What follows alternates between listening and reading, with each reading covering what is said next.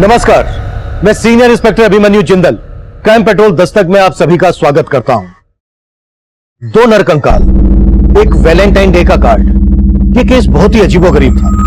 यह केस तब का है जब मैं मेरठ में पोस्टेड था। मेरठ में आए दिन गैंग वॉर, लूट, किडनैपिंग, मर्डर्स की वारदातें हमेशा हमें एज पर रखती थी। उसी दौरान यह केस मेरे सामने आया है, जिसमें क्राइम के एंगल को समझना बिल्कुल आसान नहीं था। दो नरकंकाल का एक वैलेंटाइन डे के कार्ड से क्या कनेक्शन होगा? यह राज जितना विचित्र था, उतनी ही रोंगटे खड़े कर देने वाली इसकी हकीकत थी।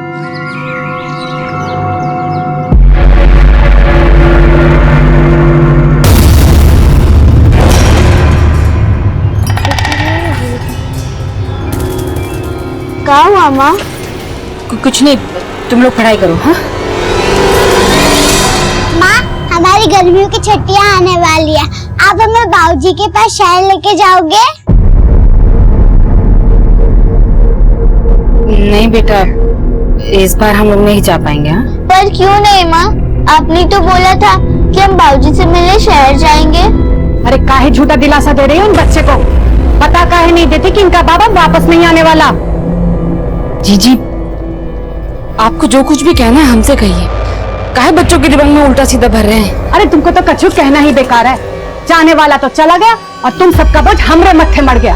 खिलाओ पिलाओ भी, ऊपर से पढ़ाई लिखाई का खर्चा भी। सुन लो तुम लोग, अब से तुम दोनों में से कोई स्कूल नहीं जाएगा। रमा, तुम्हें मना किया है ना, इनको तंग मत किया करो। चलो भीतर, भीतर चलो। सुलेखा, तुम इसकी बातों का बुरा मत माना करो। मैं हूं ना, सब देख लूंगा। बच्चों तुम बैठो, पढ़ाई करो, चलो।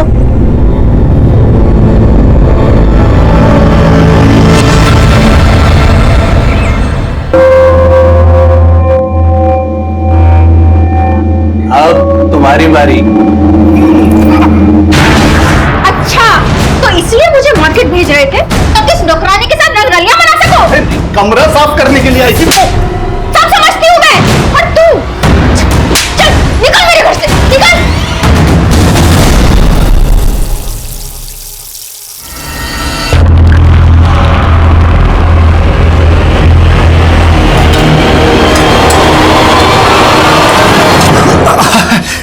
अरे छुटकी और गुड्डी कहाँ है?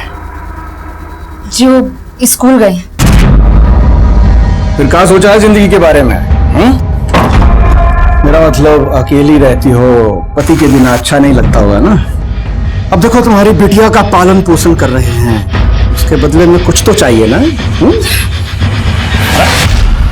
बात सुनो, देखो सो के मनाओ, हमने तुम्हें इस घर से बाहर नहीं जाने दिया। हमारी बात मान लो, सब आगे अच्छा ही होगा।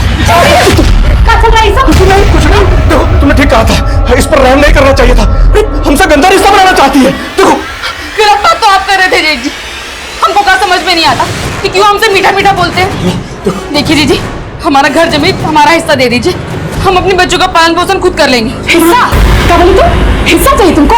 तुम्हारा शरीर का बोलते बोलते नोच करके ना तुम्हारा हिस्सा कर देंगे। एक तो हमारे पति पे डेरे डाल रही हो, ऊपर से हिस्सा मांगती हो। चल निकल। नहीं जीजी हमारी बात तो है ना, निकलो, हमारी बात तो सुनिए जीजी।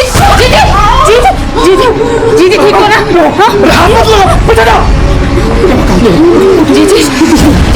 ये कुलच्छनी डायन है, डायन। मेरी पत्नी पेट से थी और इसने उस पर हाथ रखा, मेरा बच्चा मर गया। इसने मेरे भाई की जिंदगी भी खराब की है। मैं कहता हूँ पूरे गांव पे सांप है, ये सांप हो। हाँ सरपंच साहब, ये हमारे घर आई तो हमारा बच्चा बीमार पड़ गया। हाँ, इन्होंने मेरी गाय को छुआ, गाय ने दूध देना बंद कर दिया। हाँ सरपंच साहब, ये डायन है, डायन। लोग शांत हो जाइए, पंचायत अपना फैसला सुनाती है। आज से अवध सिंह की पत्नी सुलेखा खां इस गांव में हुक्का पानी बंद किया जाता है। ना ही इसे कोई राशन देगा और ना ही इसकी कोई मदद करेगा। अगर किसी ने इसकी मदद करने की कोशिश की तो उसका भी हुक्का पानी बंद। आने वाले 7 दिनों में अगर यहाँ पर कोई अशुभ घटना हुई तो इस डायन को निर्वस्त्र करके पूरे गांव में घुमाया जाएगा। हाँ, बिल्कुल सही फैसला है पंचायत का, बहुत सही फैसला है सरपंच साहब।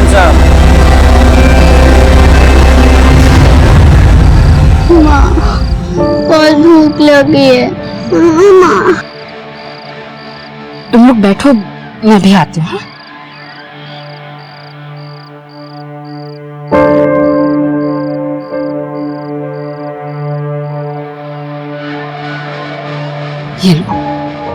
गुड़ का पानी।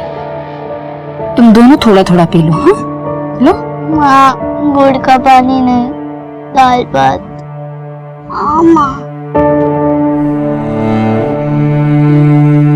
कहाँ से लाऊं तुम लोगों के लिए दाल भात?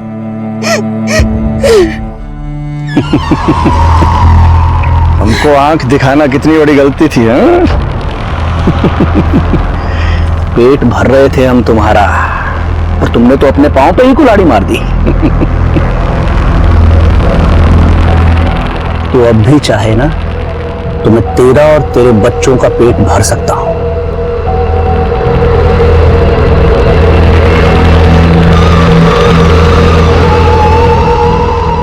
गुड्डी छुटकी, ये लो और अंदर जाओ। जाओ।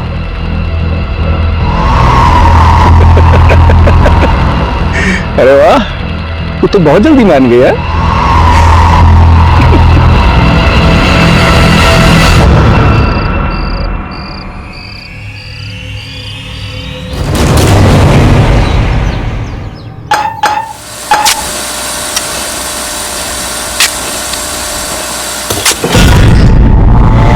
ठेकेदार साहब, क्या हुआ? ये देखिए हड्डी। एक काम करो, पूरा खोदो।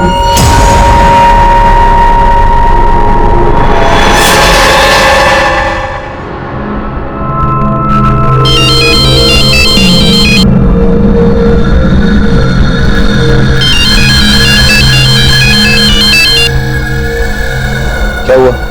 क्यों बार बार फोन कर रहे हैं? सर यहाँ बेडरूम के फर्श के नीचे खुदाई कर रहे थे तो 2 नर कंकाल निकले। क्या? अरे अक्ल की बैगन, तुझे कहा किसने था बेडरूम खोदने के लिए? सर टाइल्स लगवाना है और वायरिंग फिटिंग करनी है तो खुदाई तो करनी पड़ेगी ना। अभी किसी को कुछ पता नहीं चलना चाहिए। सर आप फोन नहीं उठा रहे थे तो मैंने पुलिस को कॉल कर दिया।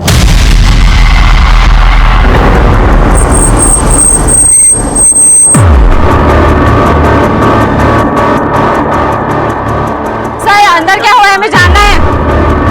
प्लीज बात करने दीजिए सर। रास्ता दीजिए। बाहर बुलाइए, बात करनी है sir. Please sir, please, excuse me। No question, बताइए नो कि क्वेश्चन, प्लीज आंसर दीजिए।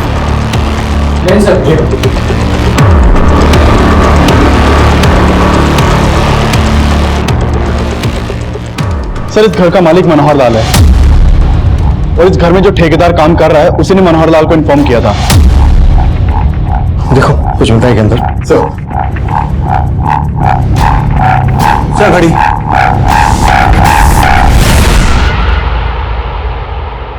चौदह तारीख। सर ये देखिए, ये खाली गिफ्ट रैपर मिला है। इस रैपर पर हैप्पी वैलेंटाइन डे लिखा है। घड़ी में है 14 तारीख, मतलब घड़ी 14 तारीख को बंद हुई। इसका मतलब यह है कि ये कंकाल किसी कपल के होंगे। शायद इन्हें 14 फरवरी वैलेंटाइन डे के दिन दफनाया गया होगा। सर सच में हमें कुछ नहीं पता कंकालों के बारे में। सर 2 साल से इस घर में रह रहे हैं हम, तो सोचा रिनोवेट करवा देते हैं। उनको क्या मालूम था कि कंकाल निकल आएंगे यहाँ पे। और कौन कौन रहता है इस घर में? अकेले रहते हैं हम।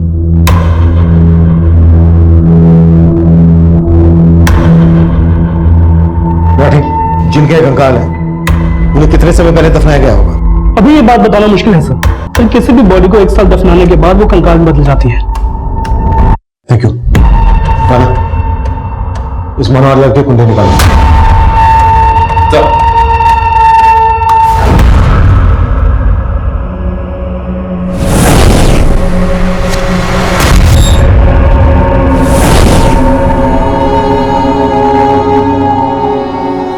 क्या हुआ चुटकी? संभालो, हम हैं ना।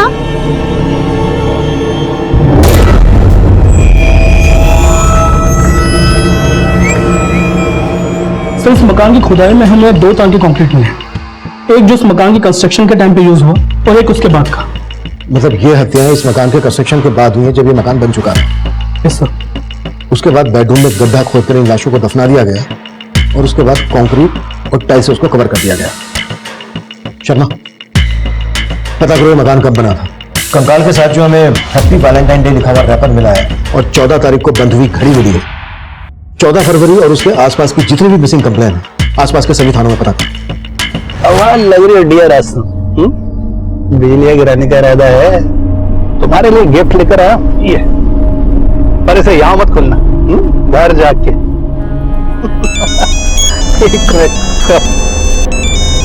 एक अर्जेंट फोन है। हाँ तो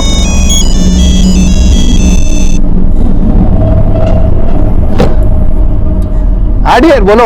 पहले तुम बताओ कि तुम किस डियर के साथ हो। क्या बात कर रही हो तुम? अरे जरूरी मीटिंग में हो भाई। अच्छा, और मैं तुम्हारे ऑफिस में तुम्हारे मैनेजर के सामने खड़ी हूँ। अब तुम मुझे बताओ कि तुम्हारी किस लड़की के साथ मीटिंग चल रही है। कैसी? वो क्या? अगर 15 मिनट में तुम घर नहीं पहुंचे तो वहीं आकर तुम्हें और उस लड़की को जान से मार डालूंगी, समझे? अरे मनोहर की वाइफ रीमा गायब है? हाँ सर, 1.5 साल पहले तक तो रीमा का मनोहर जी के साथ ही रहती थी, पर अचानक फिर वो गायब हो गई। और जब भी हम मनोहर जी से इस बारे में पूछते थे तो वो टाल देते थे। क्या वजह हो सकती है? मनोहर का और उसकी बीवी का आपस में कोई झगड़ा? सर, दोनों में लड़ाई झगड़ा तो बहुत होता है। एक बार मैंने खुद उनको लड़ते हुए देखा था। सर, मैंने रीमा को बोला भी था कि वो जाके पुलिस में शिकायत कर दे, पर उसने मेरी सुनी नहीं। फिर उसके 1 हफ्ते बाद से वो दिखी ही नहीं, और उसके जाने के बाद ही उसके घर में एक औरत का आना जाना शुरू हो गया। कौन थी वो औरत? शायद उसके ऑफिस की होगी। गुड्डी, ये फल है ना, वो सुंदर अंकल को देके आना और उनसे 175 रुपए लेके आना। ठीक है काकी, चल।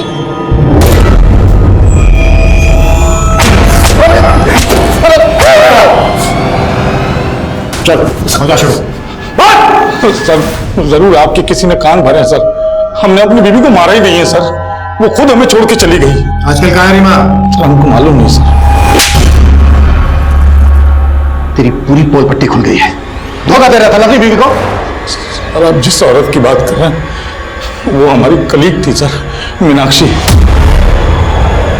हम और वो अच्छे दोस्त हैं सर। धोखा तो हमारी बीवी ने हमको दिया है सर। हमारे ऑफिस में एक हमारे जूनियर रोहन के साथ उसका चक्कर चल रहा था सर।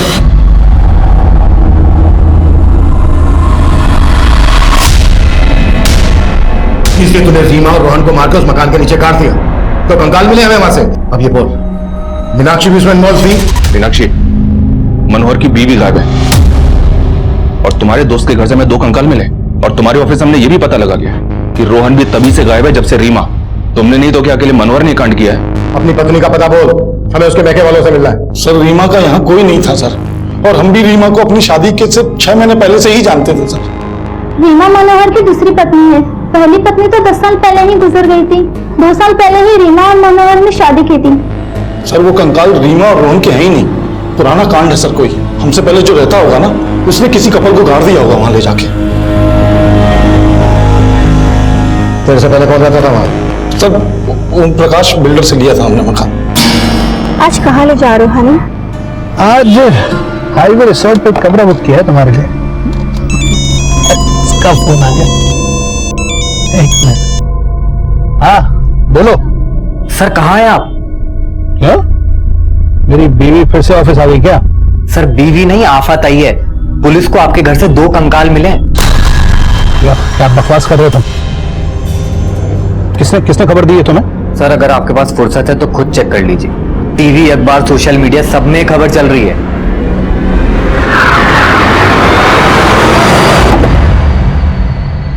रुक, पैसे लेके आता हूं।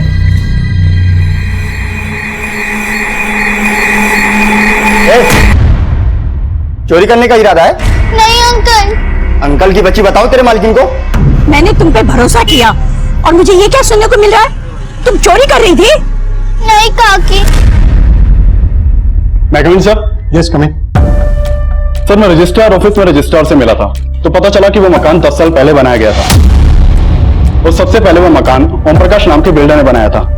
तो ये ओम प्रकाश, सर, ओम प्रकाश ने ये मकान मोहन राकेश को बेच दिया था, और फिर 1 साल बाद इसने मोहन राकेश से वो मकान दोबारा खरीद लिया। और सर, ओम प्रकाश ने कुछ महीने बाद वो मकान वापस बेच दिया मनोहर लाल को। उसे गौर करने वाली बात यह है कि ओम प्रकाश ने रीसेल में जिस दाम पर यह मकान खरीदा था उससे कम में उसे बेचा। एक बिल्डर अपने ही बनाए हुए मकान को कम कीमत पर क्यों बेचे?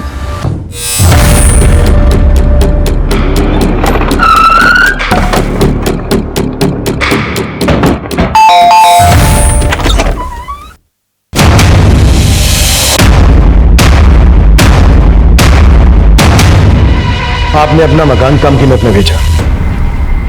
ऐसा होता नहीं है कि कोई बिल्डर खुद की बनाई हुई प्रॉपर्टी नुकसान में बेचे। नहीं नहीं, वैसी बात नहीं है सर। क्या है, मेरे को फैमिली के लिए थोड़ा बड़ा घर चाहिए था, इसलिए मैंने वो घर निकाल दिया। बाकी और कोई बात नहीं है सर। कहीं ऐसा तो नहीं है कि कम कीमत में इसलिए बेचा क्योंकि दो लाशें दफन थी जमीन के नीचे, उस कपल को मार के गाड़ दिया?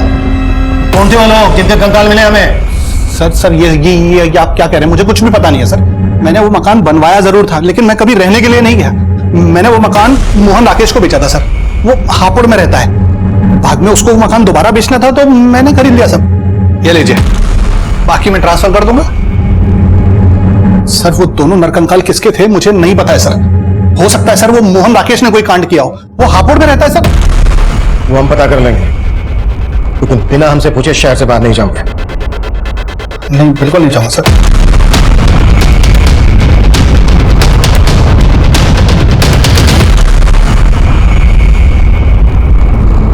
अच्छे से छिलना और छोटा छोटा काटना, ध्यान से, जल्दी कर।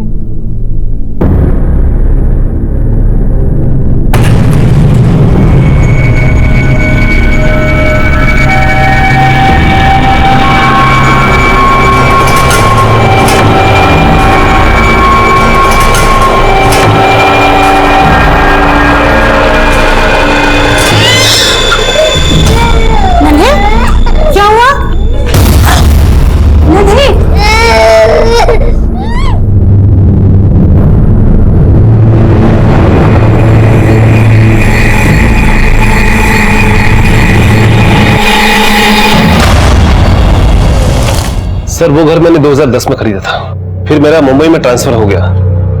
उसके बाद 2015 में मैं रिटायर हो गया। प्रॉपर्टी का कुछ फायदा नहीं था, इसलिए घर बेचने की सोचा मैंने। बिल्डर ओम प्रकाश को पता चला तो उसने वो घर खरीद लिया मुझसे।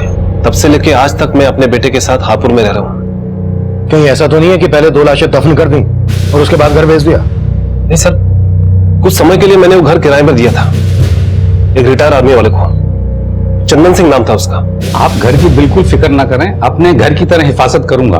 1 साल तक चंदन किराया बराबर भेजता रहा। उसके बाद अचानक उसने पैसे भेजना बंद कर दिया। मैंने उसे बहुत कॉल किया, लेकिन उसने मेरे एक कॉल का भी जवाब नहीं दिया सर। फिर मजबूर होकर 2-3 महीने के बाद मैं उसे मिलने गया तो घर में ताला लगा हुआ था और चंदन का भी कहीं अता पता नहीं था। चंदन सिंह का फोन नंबर और कहां का रहने वाला था ये? हाँ, लगभग 1 साल रहा मैं उस घर में, और फिर मुझे छोड़ना पड़ा क्योंकि किराया बहुत ज्यादा था। 12 महीने का किराया तो मैंने एडवांस में दिया था। आप चाहें तो मेरे बैंक अकाउंट के स्टेटमेंट से चेक कर सकते हैं। राकेश लेकिन झूठ बोल रहा है कि मैंने उसे बिना बताए मकान खाली किया। ठीक है। चंदन का कहना है कि मोहन राकेश झूठ बोल रहा है। चंदन और मोहन राकेश दोनों की हिस्ट्री निकालो और पता करो कि इनकी पहचान में या परिवार में कोई कपल मिसिंग है क्या। मैं चेक कर रहा हूं सर, पर इंक्वायरी में एक बात और पता चली है सर। इस ओम प्रकाश की एक बेटी है जो कई सालों से दिखी नहीं है। लोगों का कहना है कि ओम प्रकाश और उसकी बीवी तो ये बोलते हैं कि ये यूएस में सेटल्ड है। ये उसकी बेटी है सर। ठीक है, रीमा और रोहन के साथ साथ ओम प्रकाश की इस बेटी के बारे में पता करो कि वाकई में यूएस में है क्या फिर इसमें कोई ऑनर किलिंग का एंगल है। Okay sir. अब तो मैं घर से बाहर भी नहीं जाता। अब किस बात की टेंशन ले रही हो? टेंशन तो मेरी जिंदगी में उसी दिन घर कर गई थी जिस दिन तुमसे मेरी शादी हुई थी। ये टेंशन मरने के बाद भी मेरा पीछा नहीं छोड़ने वाली।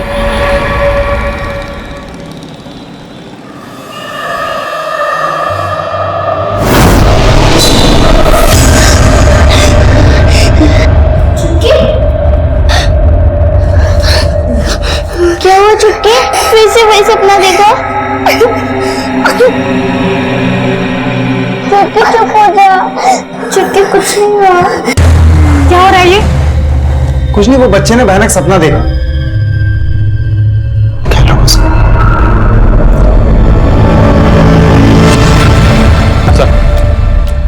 सर मैंने पता किया, ओम प्रकाश की बेटी वाकई में यूएस में सेटल्ड है, लेकिन सर एक मिसिंग कपल मिला है जिसका कनेक्शन ओम प्रकाश के साथ है।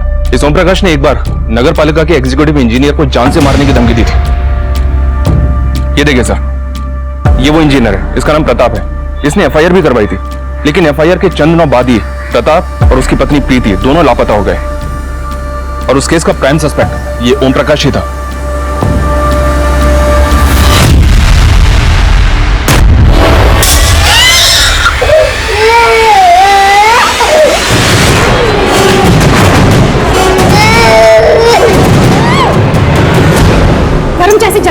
बेटे को? हाँ? अब बताती हूँ मुझे जबल क्या होती है। चल बताती हूँ। हाँ? चलाया मेरे बेटे को, जलाया। अब देख।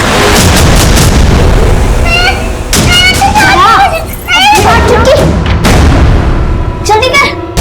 रुक।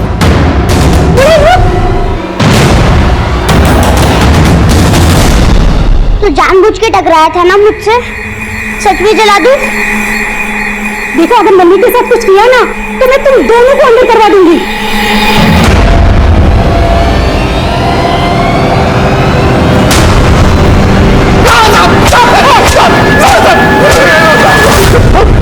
चल बोल, वो एग्जीक्यूटिव इंजीनियर प्रताप और उसकी पत्नी का है? बेवजह शक कर रहे हैं सर मुझ पर। सेशन कोर्ट ने भी मुझे बरी कर दिया है साहब। मेरे खिलाफ कोई सबूत नहीं मिला साहब। सबूत तो अब मिला है। दो कंकाल मिले तेरे बनाए हुए मकान में, और वो केस भी अब फिर से खुलेगा। सर बात सिर्फ इतनी सी है कि मैंने उस इंजीनियर को थोड़ा सा धमकाया था सर। सर वो एक नंबर का भ्रष्ट आदमी था। डिपार्टमेंटल इंक्वायरी चल रही थी सर, आप पता कर सकते हैं उसके खिलाफ। उसको लगा कि वो अरेस्ट हो जाएगा इसलिए वो गायब हो गया। साहब गाजियाबाद थाने में जाके पता भी कर सकते हैं, पर उसके गायब होने में मेरा कोई हाथ नहीं है सर। जब तक सच न खुले ना।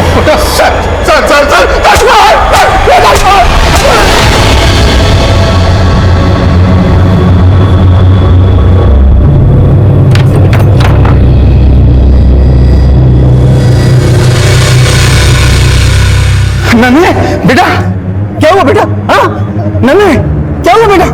लक्ष्मी, लक्ष्मी, लक्ष्मी, लक्ष्मी, क्या है ये सब? तुम्हारे करतूतों की वजह से उन लड़कियों ने मुझसे और नन्हे से बदला लिया। तुमने उनके साथ ऐसा किया? छी!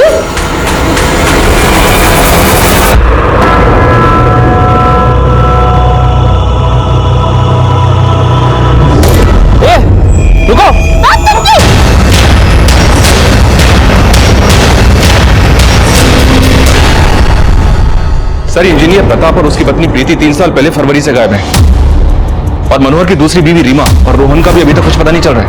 इसके अलावा किसी और कपल के बारे में पता चला जो उस घर में रहने वाले चंदर और मोहन राकेश से कनेक्टेड हो? उनके बैकग्राउंड में ऐसा कोई कपल नजर तो नहीं आ रहा है जो मिसिंग हो।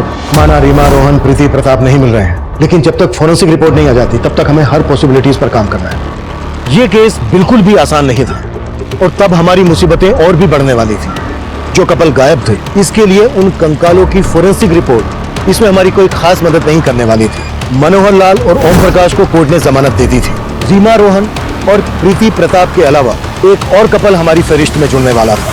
सर ये विजय, ये इस एरिया में 7 साल से रह रहा है। बोलो विजय। साहब, यहाँ पास में फैक्ट्री है, वहाँ काम करता था वो मुझे दिखा था एक बार यहाँ। अरे जितेंद्र, तू यहाँ? विजय, अरे इधर कुछ काम था, चल मिलते हैं। चल ठीक है, बाय। साहब, तब उसको मैंने चंदन अंकल घर आते हुए देखा था। उस मेड ने दरवाजा खोला था। थैंक्स विजय। क्या तुम वो फैक्ट्री हमें बता सकते हो जहाँ जितेंद्र काम करता था? जी, यही पास में है। जी हाँ, मैं जब वहाँ रहता था तो एक मेड कुछ दिन के लिए मेरे यहाँ काम करने आया करती थी, लेकिन मैं किसी जितेंद्र को नहीं जानता। मुझे तो ये भी नहीं पता कि कोई जितेंद्र नाम का आदमी उस मेड से मिलने आया करता था। अब कहाँ है वो मेड? मुझे इस बारे में नहीं पता सर। उसने सिर्फ 6-7 दिन मेरे यहाँ काम किया था, मुझे तो अब उसका नाम तक याद नहीं है। कोई 6-7 दिन के लिए मेड तो रखता नहीं। कहीं ऐसा तो नहीं है कि वो आपकी मेड नहीं कोई और थी जिसका जितेंद्र के साथ अफेयर था? जितेंद्र भी 2 साल से गायब है, क्यों वो दोनों कंकाल इन्हीं दोनों के तो नहीं? अरे सर, कैसी बात कर रहे हैं आप? उस दौरान मुझे एक मेड की जरूरत थी, इसलिए मैंने आसपास के लोगों को बोला था, और वो खुद काम मांगने आई थी मेरे पास। आपको काम वाले बाई की जरूरत थी? हाँ हाँ जी, मैं घर के सारे काम करती हूँ, आप मुझे रख लीजिए। सर, उसने सिर्फ 6-7 दिन काम किया था, उसके बाद अचानक आना बंद कर दिया। मुझे लगा शायद उसको काम जमा नहीं होगा। शिव जी सर, मैं उस फैक्ट्री के मैनेजर से मिला। उसने बताया कि 2 साल पहले जितेंद्र ने अचानक से फैक्ट्री आना बंद कर दिया था। वो वहाँ डेली वेजेस पर काम करता था, इसलिए सबको लगा कि शायद उसने कहीं और काम पकड़ लिया होगा। सर, जितेंद्र के कोवर्कर ने बताया कि उसका मंजरी नाम की एक लड़की के साथ अफेयर था, जो उससे मिलने के लिए फैक्ट्री में आती थी। सर, ये मंजरी वही मेड हो सकती है जिसको विजय ने चंदन के घर देखा था। फैक्ट्री से जितेंद्र का नंबर मिला तो है, लेकिन बंद है। उस नंबर के कॉल रिकॉर्ड चेक लो और पता करो कि वो नंबर कौन से एड्रेस पर रजिस्टर्ड है। Right sir.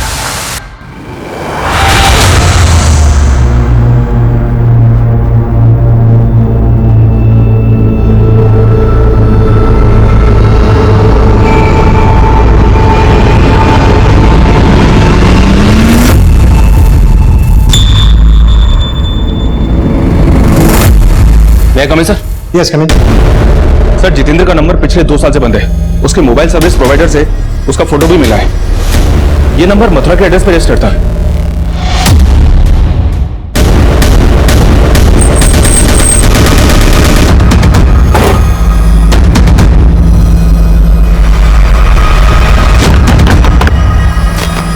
जितेंद्र जी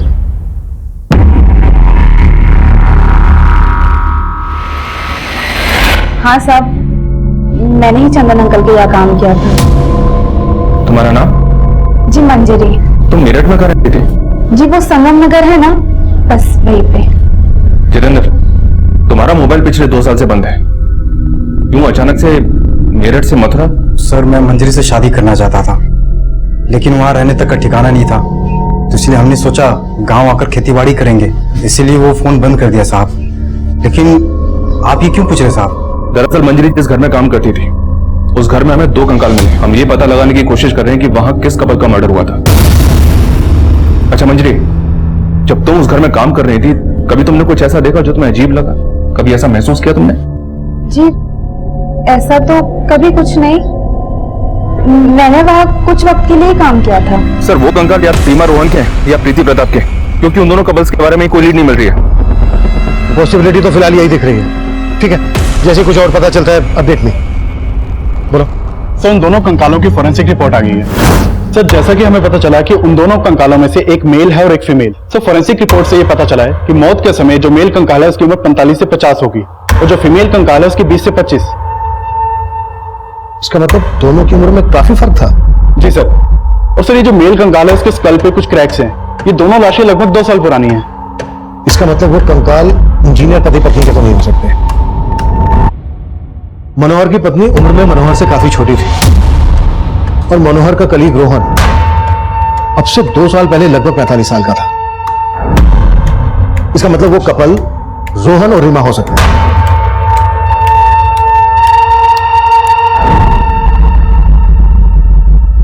राना, मनोहर को लेके आओ क्विक। मैं आई कम इन सर? यस कम इन। सर जितेंद्र और मंजरी ने जो अपना एड्रेस दिया था मेरठ का, वो गलत निकला। व्हाट? मंजरी और जितेंद्र ने गलत एड्रेस दिया था?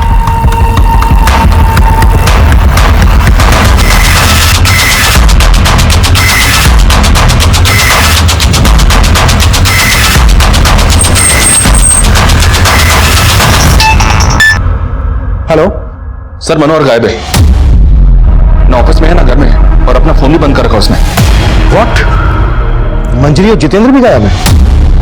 हाँ सर, पड़ोसी ने सुबह उन्हें बैगेज के साथ जाते हुए देखा है। उन दोनों के करंट फोन नंबर्स भी बंद हैं। इनकी एक डिटेल चाहिए मुझे। पता करो कि मनोहर के साथ इनका क्या कनेक्शन है। Okay sir. माना मंजरी और जितेंद्र की इंटेंशन हम पहले नहीं समझ पाए, लेकिन ये मनोहर हमारी नाक के नीचे से कैसे गायब हो गया? कैसे भी करके मनोहर मुझे अंदर चाहिए, कहीं से भी खोद के निकालो उसे, लेकिन जल्दी। सर मंजरी और जितेंद्र को पहले हम विक्टिम मान रहे थे, लेकिन ये तो खिलाड़ी निकले। मंजरी चंदन के यहां पर मेट थी। हो सकता है मंजरी ने जितेंद्र के साथ मिलकर चंदन के एब्सेंस में ये कांड किया हो। आई फील मनोहर का इन दोनों के साथ कनेक्शन होगा। उन सबके पिछले 2 साल पुराने कॉल रिकॉर्ड से खुलाओ जल्दी। सर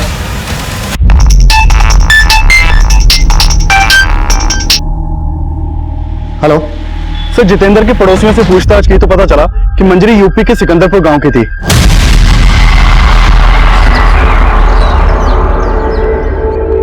मंजरी को यहाँ गांव में पहले गुड्डी बुलाते थे।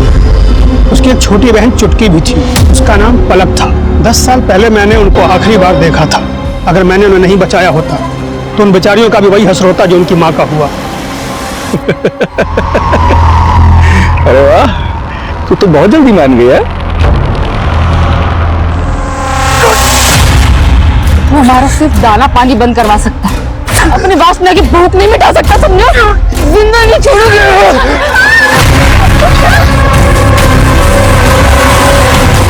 मैंने उन्हें उस वक्त तो भगा दिया था।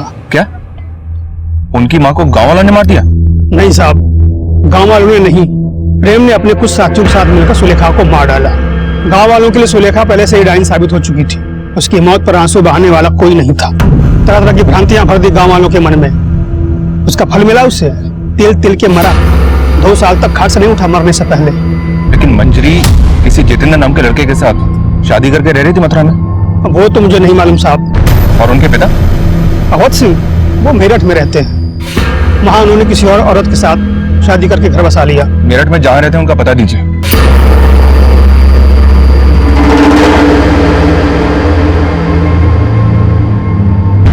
अपनी माँ की हत्या के बाद वो शहर चली आई थी।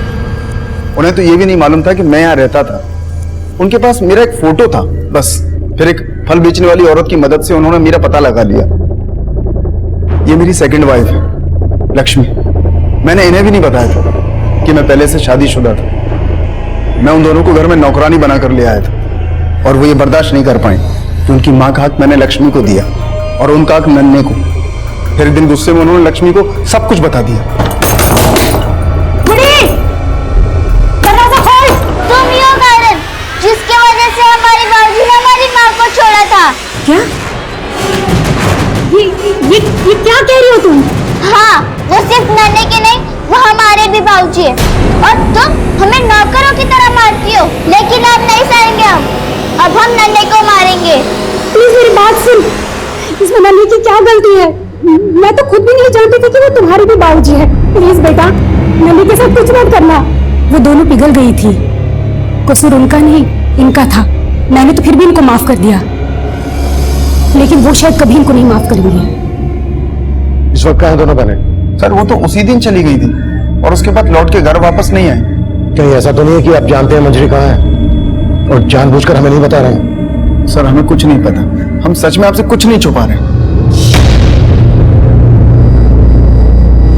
सर उस फ्रूट बेचने वाली को गुजरे भी सालों हो चुके हैं जब पलक और मंजरी काम करती थी। ना तो जितेंद्र का कुछ पता चल रहा है और ना ही मनोहर के बारे में कोई लीड मिल रही है। Madam sir, yes coming. Sir Manjari 2 साल से जितेंद्र के साथ जहां रह रही थी वहां कभी किसी ने पलक को नहीं देखा। और जितेंद्र के पड़ोसियों को तो ये तक पता नहीं कि मंजरी की कोई छोटी बहन भी है। इसका मतलब मंजरी के साथ साथ उसकी छोटी बहन पलक भी 2 साल से गायब है। गायब तो मनोहर भी है सर, और उससे हमें उसकी पत्नी रीमा के बैकग्राउंड का पता नहीं चला। तुम कहना चाह रहे हो कि पलक ही रीमा है और पलक नाम बदलकर मनोहर की जिंदगी में आई। इसी वजह से जितेंद्र और मंजरी के साथ साथ मनोहर भी गायब है।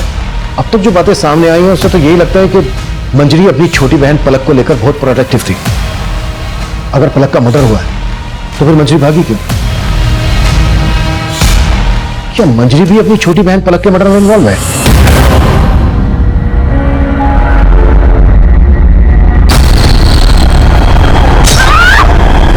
सर हमने मनोहर, चंदन, जितेंद्र और मंजरी के 2 साल पुराने कॉल रिकॉर्ड्स निकाले। मनोहर का जितेंद्र और मंजरी के साथ तो कोई कनेक्शन नहीं मिला है, लेकिन चंदन, जितेंद्र और मंजरी के कॉल रिकॉर्ड्स में एक कॉमन नंबर मिला है। वो नंबर किसी सोनलाल का है। ये सोनलाल है सर, और इसका फोन भी 2 साल से बंद है। सर मंजरी के ऊपर कोसी हाईवे के पास रुद्रनगर में जानलेवा हमला हुआ है और कोसी पुलिस ने मंजरी की फोटो सारे थानों में सर्कुलेट कर दिया। सर जिस वक्त मंजरी के ऊपर हमला हुआ उसका बच्चा भी उसके साथ था। सर एक आई विटनेस ने जितेंद्र को मंजरी के ऊपर हमला करते हुए देखा था। सर मंजरी जिंदा है और उसका इलाज चल रहा है और कोसी पुलिस जितेंद्र को कोसी में सब जगह ढूंढ रही है। देख, अब अगर कुछ भी छुपाया ना तो हमारे हाथ चलेंगे। ये सोहनलाल कौन है? और ये रीमा, मंजरी की छोटी बहन पलक है ना? नहीं सर, ये पलक नहीं है। सर कोसी पुलिस ने जितेंद्र को अरेस्ट कर लिया है।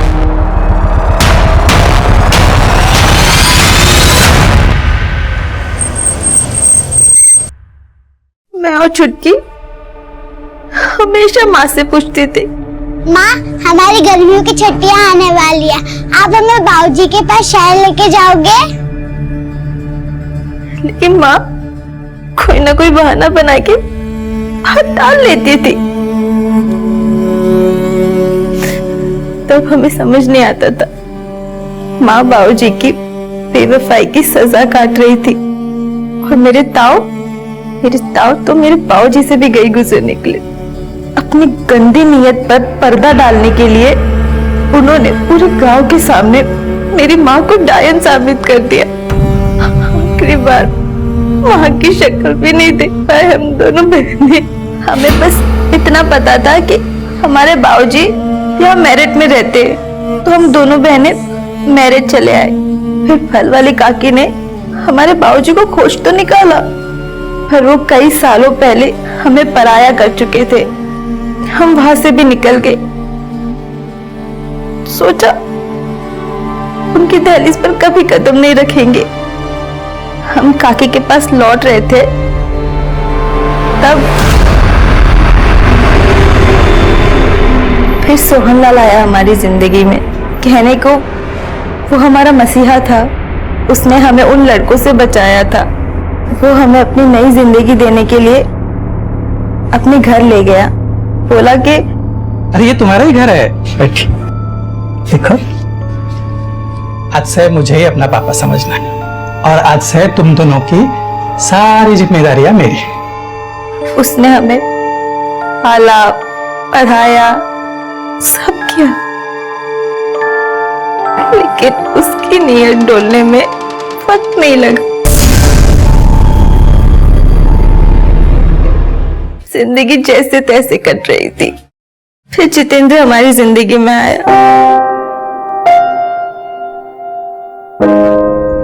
मैं मंजरी के लिए किसी हद तक जा सकता था साहब, लेकिन तब तक उसने बताया नहीं कि उसका मुंह बोला बाप सोहनलाल उसका रेप करता था।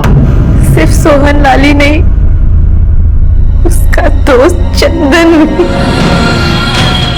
उस दिन वैलेंटाइन डे पे मंजरी चंदन के घर पे थी। मैं वहां उसको विश करने गया था साहब। Happy Valentine day. Thank you.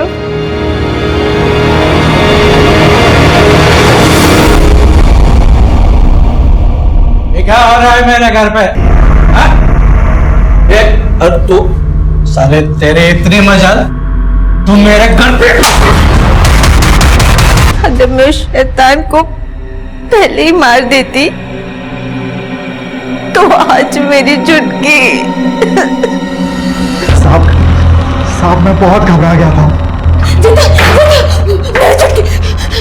मेरी चुटकी। जितेंद्र ने मंजरी के लिए और मैंने अपने लिए लाश वहीं गाड़ने का फैसला किया।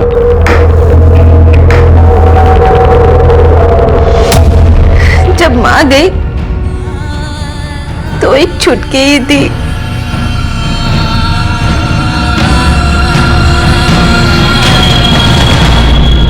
जिससे लिपट कर रो सकती थी, लेकिन अब वो चली गई है तो कोई नहीं है। जितेंद्र भी नहीं। मंजरी से शादी तो कर ली, लेकिन सहन नहीं कर पाया कि मेरा और मंजरी के बीच सोहनलाल मरा ही नहीं था। वो मेरा बच्चा नहीं था, वो सोहनलाल का बच्चा था साहब। और जब आप हमसे मिलकर गए तो मंजरी काफी डर गई थी। पुलिस हम तक पहुंच गई है जितेंद्र। अब हम और नहीं भाग सकते हैं। मैं पुलिस को जाके सब सच बता देती हूँ।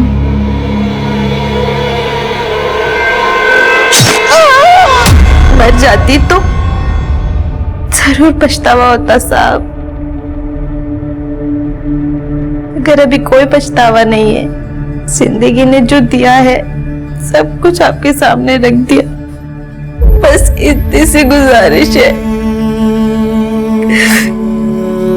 कि मेरी बेटी वो बने जो मेरी और मेरी छुटकी की किस्मत में नहीं था।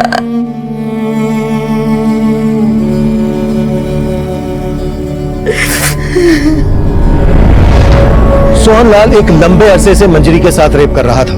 जिस दिन से इस अन्याय की शुरुआत हुई, तभी यह अपराध अपनी दस्तक दे चुका था। अगर मंजरी पहले ही हिम्मत करके मदद मांगने हमारे पास आई होती तो शायद उसे न पलक के लिए अफसोस होता, न अपनी बेटी के भविष्य के लिए। चंदन और सोहनलाल जैसे लोगों के लिए मौत की सजा भी कम है, लेकिन इस केस की विडंबना यह है कि सोहनलाल की मौत के लिए मंजरी को सजा भुगतनी पड़ेगी। वो दो कंकाल उस घर से मिलने के बाद हमारे सामने और भी दो केसेस के गड़े मुर्दे खुले। रीमा रोहन और प्रीति प्रताप, इनका गायब होना आज भी रहस्य बना हुआ है। मनोहर लाल और ओम प्रकाश अब भी इन केसेस में हमारे सस्पेक्ट हैं। अब मैं सीनियर इंस्पेक्टर अभिमन्यु जिंदल आप लोगों से विदा लेता हूं। आपसे फिर मुलाकात होगी एक नए केस के साथ। स्वस्थ रहिए, सतर्क रहिए और देखते रहिए क्राइम पेट्रोल दस्तक।